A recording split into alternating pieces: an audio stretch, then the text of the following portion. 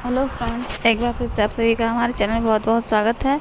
तो हम एनसीईआरटी के ज्योग्राफी के अगले अध्याय की ओर बढ़ते हैं। ओके,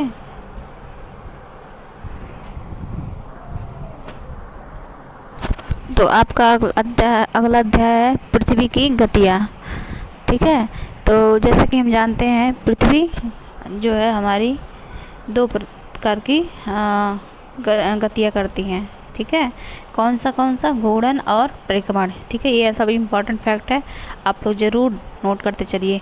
पृथ्वी का अपने अक्ष पे घूमना। ठीक है, पृथ्वी जब अपने अक्ष पे घूमती है उसको घूर्णन करते हैं। जैसे ये है, इसका अक्ष ये है। ठीक है, यहाँ अक्ष है। अब यहाँ पे जब वो राउंड राउंड करती है तो वो आपका हो गया घूर्णन। और सूर्य के चारों ओर अगर जो एक स्थिर कक्ष में गति करती है तो उसको परिक्रमण कहते हैं। क्या कहते हैं? परिक्रमण कहते हैं। ठीक, नेक्स्ट है आपका पृथ्वी का अक्ष एक जो है काल्पनिक रेखा है। इसके कक्षीय सतह 66.5 का कोण बनाती है। ठीक है, तो जो ये रेखा है अक्ष, ये कोई अक्ष ऐसा नहीं होता है, बस एक काल्पनिक रेखा है। ठीक है, और यह समतल के जो है कक्ष के द्वारा जो है समतल जो है बनाया जाता है। ठीक है, और पृथ्वी और सूर्य के प्रकाश जो जब प्राप्त करती है तो गोले के आकार के समान होता है। ठीक है, और क्या होता है इसमें जो है एक समय में क्या होता है, सिर्फ आधे भाग पे ही सनलाइट पड़ती है। जैसे कि मान लीजिए ये सन है आपका। ठीक है, तो ये सन है, तो ये अगर इस पर जो लाइट पड़ेगी तो ये सिर्फ एक तरफ पड़ेगा। ठीक है, अब इस तरफ जो है वो नहीं पड़ेगा, है कि नहीं। तो ऐसे ही जब ये अपना चक्कर काटती है तो अपना बारी बारी से सब पे पड़ता है। जब दूसरा भाग सूर्य से दूर होता वहाँ पे रात होती है, यहाँ पे क्या होगा, दिन होगा, है ना। जहाँ पड़ेगी दिन होगा, जहाँ नहीं पड़ेगा वहाँ पे रात होगा। ये इम्पॉर्टेंट फैक्ट है। उसके बाद में दिया हुआ है ग्लोब पर जो है वृत्त का जो रात दिन को विभाजित करता है उसे प्रादीप्त वृत्त कहते हैं। क्या बोलते हैं? प्रादीप्त। मान लीजिए यहाँ से है, एग्जाम्पल के तौर पे, अब मान लीजिए यहाँ से है, यहाँ तक सूर्य की किरणें पड़ रही है तो ये जो रेखा है इसको प्रदीप्त बोलेंगे। ठीक है, उसके बाद में पृथ्वी अपने अक्ष पर एक चक्कर पूरा करने में कितना समय लेती है? 24 घंटे। तो 24 घंटे में अपना एक घूर्णन काल का समय जो है उसको पृथ्वी दिन भी कहा जाता है। इसे पृथ्वी की दैनिक गति है। ठीक है, ये अपने अक्ष पर एक चक्कर पूरा करने में 24 घंटे का समय लेती है। नेक्स्ट है आपका, ये देखिए आपका मैंने जो समझाया है वो चीज़ आपका यहाँ पे दिया हुआ सन है, और इधर आपका पड़ रहा है लाइट, और इधर आपका रात है। ये प्रदीप्त आपका वृत्त है। ओके, इसमें सारी चीज़ें दिए हुआ है। फिर दिया है कि अगर जो मतलब पृथ्वी घूर्णन नहीं करती तो क्या होता, सूर्य पे जो है हमेशा एक तरफ दिन होता और एक तरफ रात होता।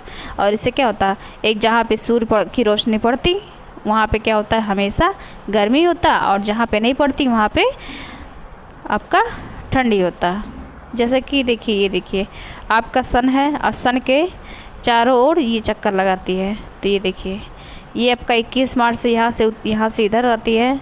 ठीक है, यहाँ से इधर, फिर यहाँ से इधर, फिर यहाँ से इधर, इस तरह से आपका चक्कर लगाती है और पूरे एक साल में पूरा होता है।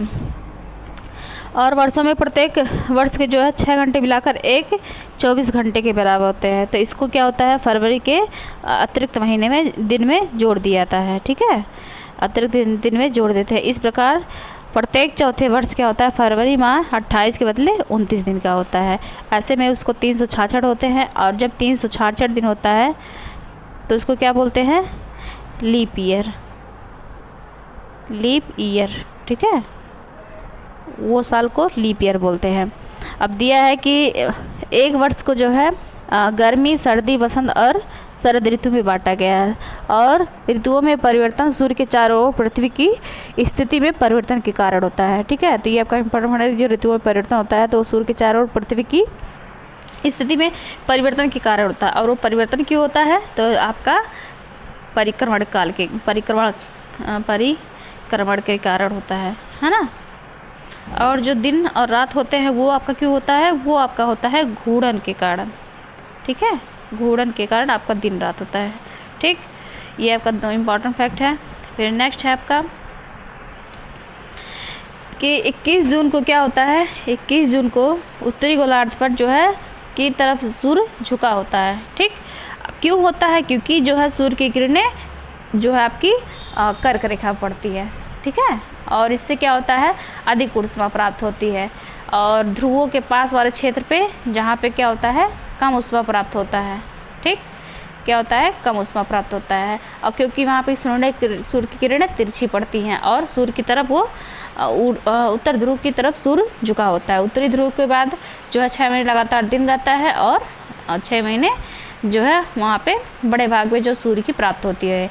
और इसलिए क्या होता है, विषुवत जो है वित्त के उत्तरी भाग में गर्मी का मौसम रहता है। मतलब यानी कि आपके जून महीने में आपके उत्तरी गोलार्ध में गर्मी होगी और जो है दिन भी क्या होगा, लंबा होगा, रातें छोटी होंगी, है ना। इसको पृथ्वी की अवस्था को उत्तर अयनांत बोलते हैं। ठीक है, अब क्या होता है सेकंड आपका जो है, सेकंड जो है आपका, सेकंड में क्या होता है आपका, दूसरी शर्त है कि जब 22 दिसंबर को क्या होती है, दक्षिण ध्रुव की ओर जो है मकर रेखा की तरफ सीधी पड़ती है। तो यहाँ पे क्या होगा, सूर्य जो है मकर रेखा पर लंबवत पड़ेगी, है ना। ये मान लीजिए आपका है, ये आपकी विषुवत रेखा है, ये आपका कर्क है। ठीक है, ये इस पे पड़ती है 22 जून। ठीक है, और यहाँ पे जो आपका है मकर, और यहाँ पे कब पड़ेगी,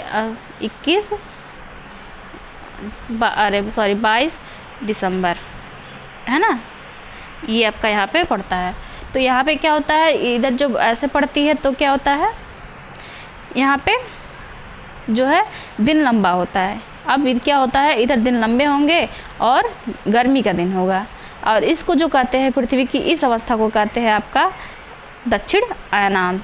ठीक है, और दिया है ऑस्ट्रेलिया में जो है ग्रीष्म ऋतु में मनाया जाता है क्रिसमस डे, तभी तो उसको बोलते हैं बड़ा दिन, इसीलिए वो रहता है। ठीक है, लेकिन हम लोग के अभी मनाते तो क्या होता है, ठंडी में पड़ता है।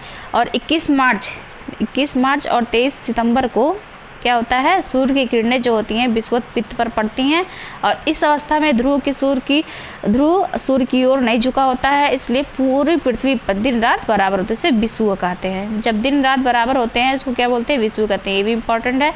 और 23 सितंबर को उत्तरी गोलार्ध में शरद ऋतु माना जाता है। ठीक है, और जब दक्षिणी गोलार्ध में क्या होती है, तब बसंत ऋतु होती है। और 21 मार्च को इसकी विपरीत क्या होता है, उत्तरी गोलार्ध में बसंत ऋतु होता है, दक्षिणी गोलार्ध में शरद ऋतु होता है। और इससे स्पष्ट है कि पृथ्वी के घूर्णन और परिक्रमण के कारण ही दिन रात और ऋतुओं में परिवर्तन होता है। ठीक है, तो ये आपका हो गया। अब मिलते हैं हम लोग, आज के लिए इतना ही, हम लोग नेक्स्ट चैप्टर में मिलते हैं। Thank you. आप लोग से रिक्वेस्ट है, प्लीज़ आप मेरे वीडियो को लाइक सब्सक्राइब कीजिए, और जो भी इसमें कमियां हों या भी जो भी कुछ हो आप कमेंट करके ज़रूर इसके बारे में बताएं। प्लीज़ आप लोग सपोर्ट करिए, please please please. Thank you.